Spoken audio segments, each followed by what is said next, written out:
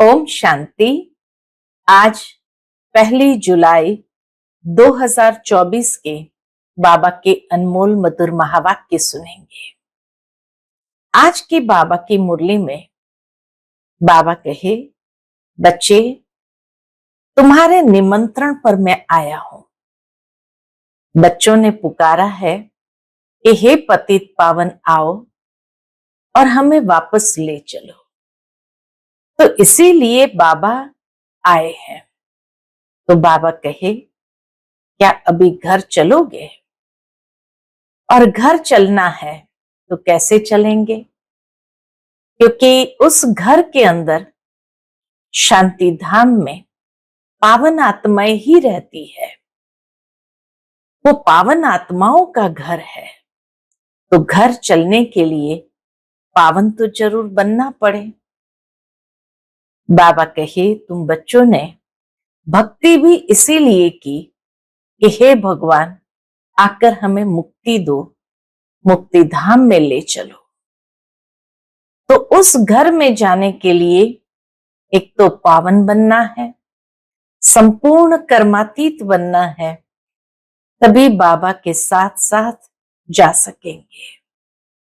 बाबा guarantee लेते हैं, जितना तुम मुझे याद करोगे उतना सजाए खाए बिगर घर चलेंगे। उसके लिए बाबा को बहुत दिल से याद करो। वो माशुक है तो आशिक बन करके याद करो, तभी उस माशुक के साथ साथ पवित्र बनकर अपने घर जा सकेंगे। तो सुनते हैं आज के बाबा के अनमोल मधुर महावाक्य। ओम शांति। मीठे बच्चे, शांति धाम पावन आत्माओं का घर है।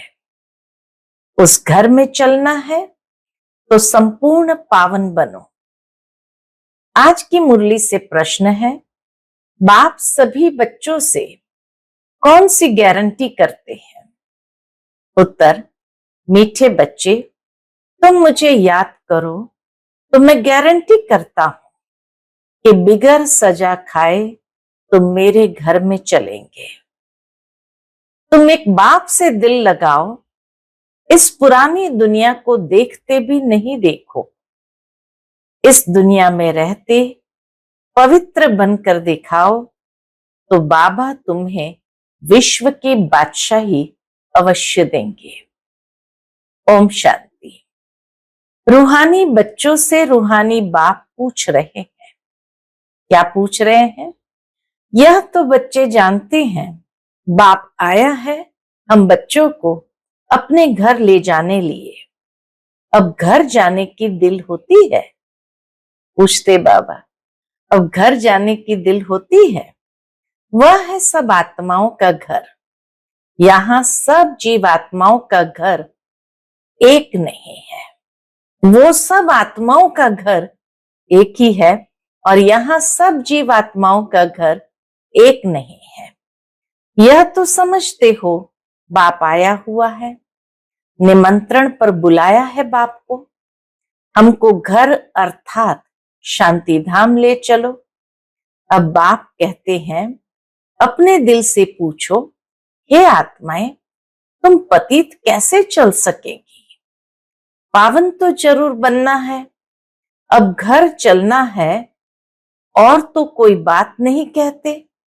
घर चलना है और तो कोई बात नहीं कहते। भक्ति मार्ग में तुमने इतना समय पुरुषार्थ किया, किसके लिए? मुक्ति के लिए। तो अब बाप पूछते हैं, घर चलने का विचार है? बच्चे कहते, बाबा इसके लिए ही तो इतनी भक्ति की है। यह भी जानते हो, जो भी जीवात्माएं हैं सबको ले जाना है, परंतु बाबा आए हैं सबको ले जाने के लिए, परंतु पवित्र बनकर घर जाना है। फिर पवित्र आत्माएं ही पहले पहले आती है। अपवित्र आत्माएं तो घर में रह नहीं सकती। अभी जो भी करोड़ों आत्माएं हैं सबको घर जरूर जाना है। उस घर को शांति धाम पावन प्रस्थ कहा जाता है। हम आत्माओं को पावन बनकर पावन शांति धाम जाना है। बस कितनी सहज बात है। वह है पावन शांति धाम आत्माओं का, वह है पावन सुख धाम जीवात्माओं का। शांति धाम है पावन आत्माओं का, लेकिन सुख धाम है पावन जीवात्माओं का। यह है पतित दुख धाम जीवात्माओं का। इसमें मूंझने की तो बात ही नहीं है। शांति धाम जहां सब पवित्र आत्माएं निवास करती है, वह है आत्माओं की पवित्र दुनिया, वाइसलेस इनकॉर्पोरियल वर्ल्ड। यह पुरानी दुनिया है सब जीवात्माओं की, सब पतित है। अब बाप आए हैं आत्माओं को पावन बनाकर पावन दुनिया शांति धाम में ले जाने। फिर जो राजयोग सीखते हैं वही पावन सुखधाम में आएंगे। ये तो बहुत सहज है, इसमें कोई भी बात का विचार नहीं करना है, बुद्धि से समझना है। हम आत्माओं का बाप आया हुआ है हमको पावन शांति धाम में ले जाने। वहां जाने का रास्ता जो हम भूल गए थे, सो अब बाप ने बताया है। कल्प कल्प मैं ऐसे ही आकर कहता हूं, हे बच्चे मुझ शिव बाबा को याद करो। घर जाना है तो बाबा कहे मुझ शिव बाबा को याद करो। सर्व का सदगति दाता एक सतगुरु है। वही आकर बच्चों को पैगाम अथवा श्रीमत देते हैं कि बच्चे अभी तुमको क्या करना है। आधा कल्प तुमने बहुत भक्ति की है, दुख उठाया है, खर्चा करते करते कंगाल बन गए हो। आत्मा भी सतो प्रधान से तमो प्रधान बन गई है। बस ये थोड़ी बात ही समझने की है। अब घर चलना है व नहीं? हाँ, बाबा पूछते हैं अब घर चलना है व नहीं? हाँ बाबा, जरूर चलना है। वह हमारा स्वीट साइलेंस होम है। यह भी समझते हो बरोबर अभी हम पतित है, इसलिए जा नहीं सकते हैं। अब बाप कहते हैं मुझे याद करो तो तुम्हारे पाप कट जाएंगे। कल्प कल्प यही पैगाम देता हूं। शिव बाबा आकर कल्प कल्प हम बच्चों को यही पैगाम देते हैं। क्या पैगाम देते हैं? अपने को आत्मा समझो। ये देह तो खलास हो जानी है, बाकी आत्माओं को वापस जाना है। उनको कहते हैं निराकारी दुनिया। सब निराकारी आत्माएं वहां रहती है। वह घर है आत्माओं का। निराकार बाप भी वहां रहते हैं। बाप आते हैं सबसे पिछाड़ी में, क्योंकि फिर सबको वापस ले जाना है। जैसे ही पूरा परमधाम खाली हो जाता तो लास्ट में बाबा भी आते हैं और आकर के फिर सबको साथ में ले जाते हैं। एक भी पतित आत्मा रहती नहीं है। इसमें कोई मूंझने व तकलीफ की बात नहीं है। गाते भी है, हे पतित पावन आकर हमको पावन बनाए, साथ ले चलो। सबका बाप है ना।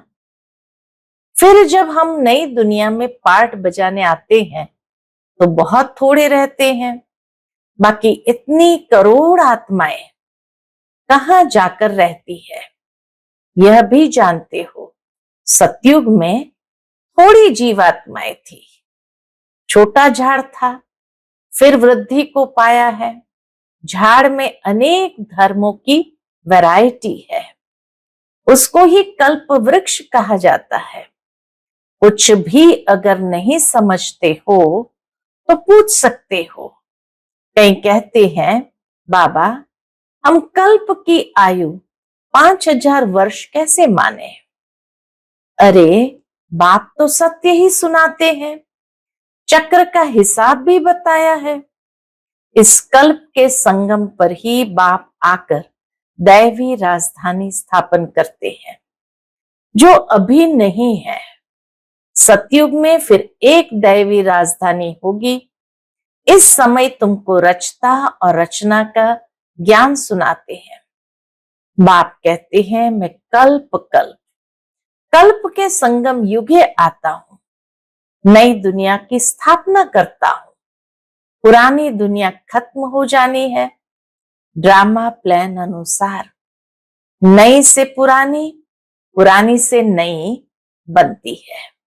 इसके 4 भाग भी पूरे हैं, जिसको स्वास्तिका भी कहते हैं, परंतु समझते कुछ भी नहीं है।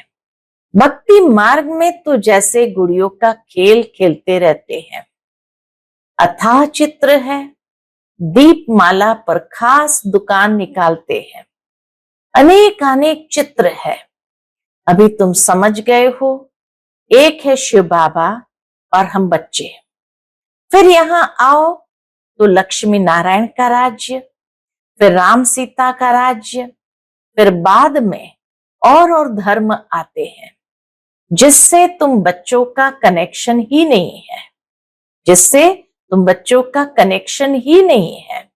वह अपने अपने समय पर आते हैं, फिर सबको वापस जाना है। तुम बच्चों को भी अब घर जाना है। ये सारी दुनिया विनाश होनी है। अब इसमें क्या रहना है? इतनी पतित सृष्टि में अब क्या रहना है? इस दुनिया से दिल ही नहीं लगती। दिल लगानी है एक माशुक से। वह कहते हैं, मुझ एक के साथ दिल लगाओ तो तुम पावन बनेंगे।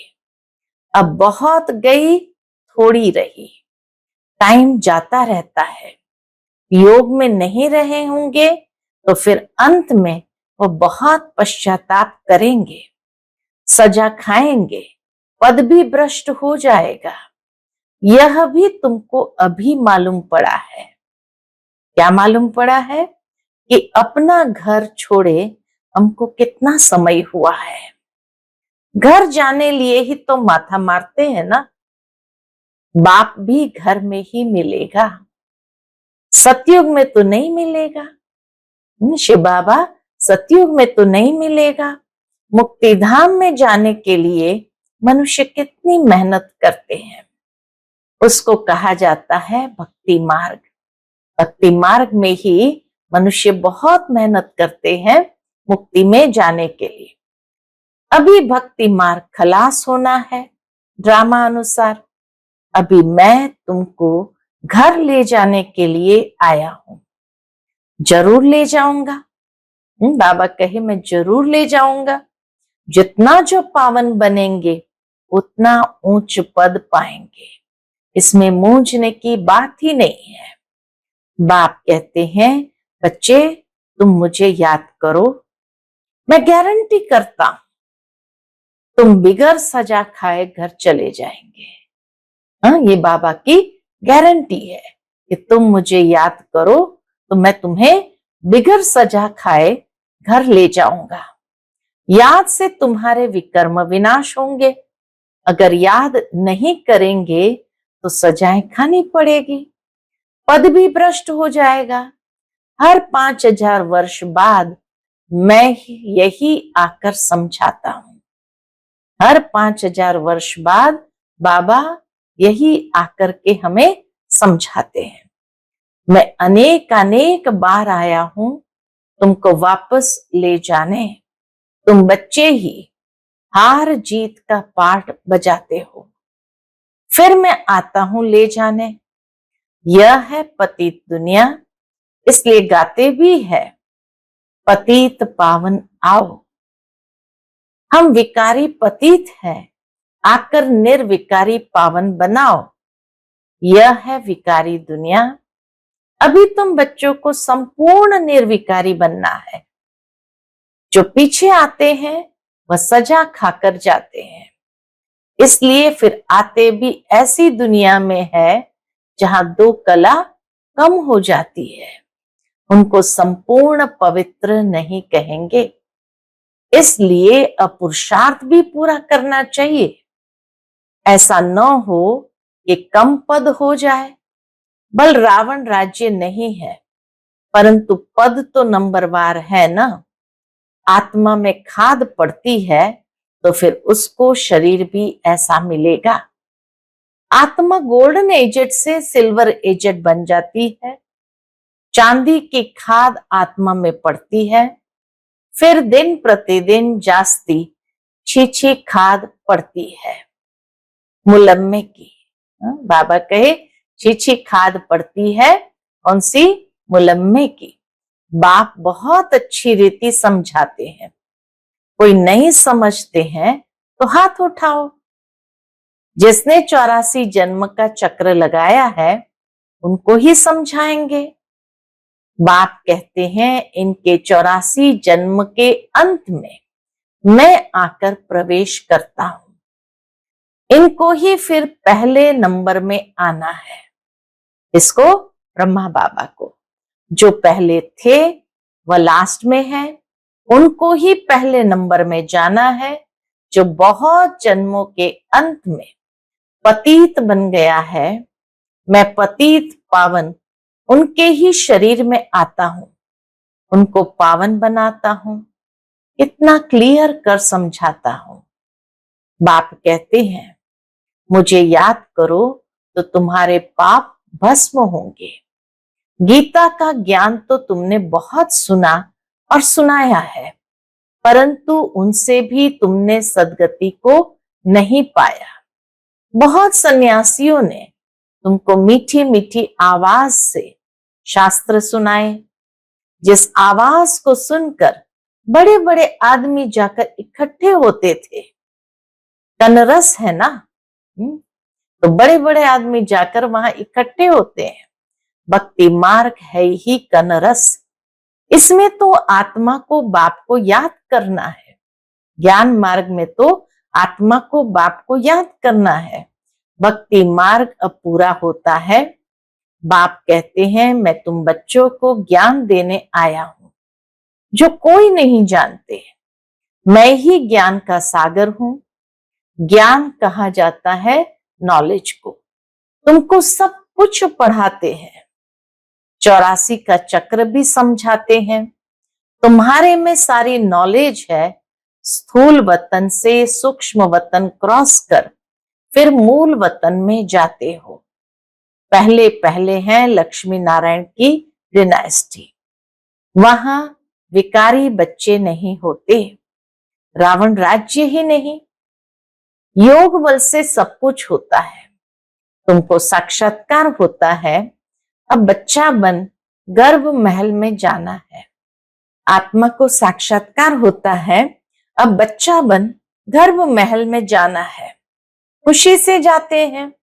यहां तो मनुष्य कितना रोते चिल्लाते हैं। यहां तो गर्भ जेल में जाते हैं ना, वहां रोने पीटने की बात नहीं। शरीर तो बदलना जरूर है।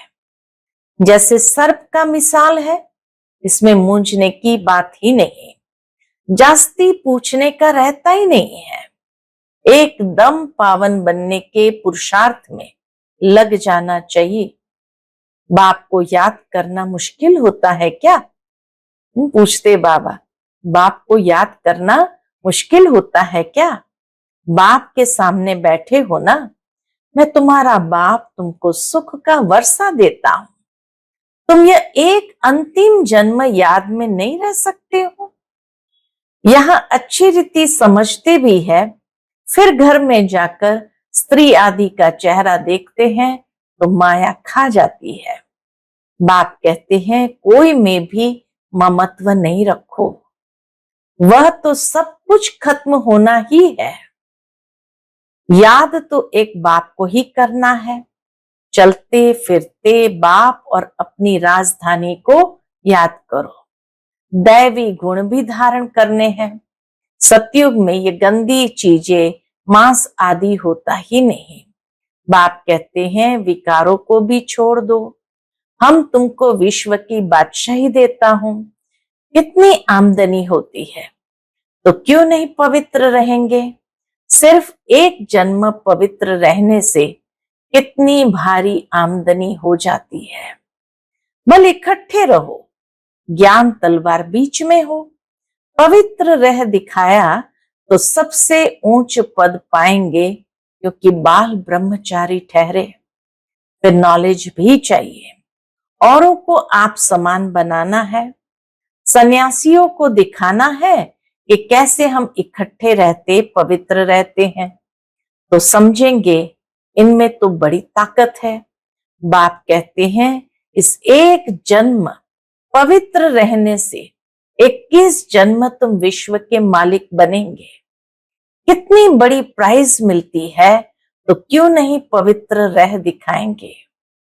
टाइम ही बाकी थोड़ा है, आवाज भी होता रहेगा, अखबार में भी पड़ेगा। रिहर्सल तो देखी है ना, एक एटम बॉम्ब से क्या हाल हो गया, अभी तक हॉस्पिटल में पड़े हैं। अभी तो ऐसे बॉम्ब्स आदि बनाते हैं जो कोई तकलीफ नहीं, फट से खत्म। और यह रिहर्सल होकर फिर फाइनल होगा, देखेंगे फट से मरते हैं व नहीं। फिर और युक्ति रचेंगे, हॉस्पिटल आदि होगी नहीं। कौन बैठ खिदमत करेंगे, कौन बैठ किसकी सेवा करेंगे। कोई ब्राह्मण आदि खिलाने वाला नहीं रहेगा। बम छोड़ा और खलास, अर्थक्वेक में सब दब जाएंगे, देरी नहीं लगेगी। यहाँ ढेर मनुष्य है, सतयुग में बहुत थोड़े होते हैं, तो इतने सब कैसे विनाश होंगे। आगे चल देखना है, वहां तो शुरू में 9 लाख है। फकीर भी तुम हो, साहब भी तुमको प्यारा है। बाबा कहे फकीर भी तुम हो, साहब भी तुमको प्यारा है। अभी सबको छोड़ अपने को आत्मा समझ लिया है, ऐसे फकीरों को बाप प्यारा लगता है। एकदम फकीर बन जाना है, देह भी याद न आए, स्वयं को आत्मा समझना। ऐसे फकीरों को बाप प्यारा लगता है। सतयुग में बहुत छोटा सा झाड़ होगा, बातें तो बहुत समझाते हैं। जो भी एक्टर्स है सब आत्माएं अविनाशी है, अपना अपना पार्ट बजाने आती है। कल्प कल्प तुम ही आकर बाप से स्टूडेंट बन पढ़ते हो। जानते हो बाबा हमको पवित्र बनाकर साथ ले जाएंगे। बाबा भी ड्रामा अनुसार बंधाईमान है, सबको वापस जरूर ले जाएंगे। इसलिए नाम ही है पांडव सेना। तुम पांडव क्या कर रहे हो, तुम बाप से राज्य भाग्य ले रहे हो। बहु कल्प पहले मिसल, नंबरवार पुरुषार्थ अनुसार। अच्छा, मीठे मीठे सिकिलते बच्चों प्रति माता पिता बाप दादा का याद प्यार और गुड मॉर्निंग। रूहानी बाप की रूहानी बच्चों को नमस्ते। हम सब रूहानी बच्चों की रूहानी माता पिता बाप दादा को याद प्यार, गुड मॉर्निंग और नमस्ते नमस्ते। शुक्रिया बाबा, शुक्रिया। आज की मुरली से धारणा के लिए मुख्य सार है। पहली पॉइंट, बाप का प्यारा बनने के लिए पूरा फकीर बनना है।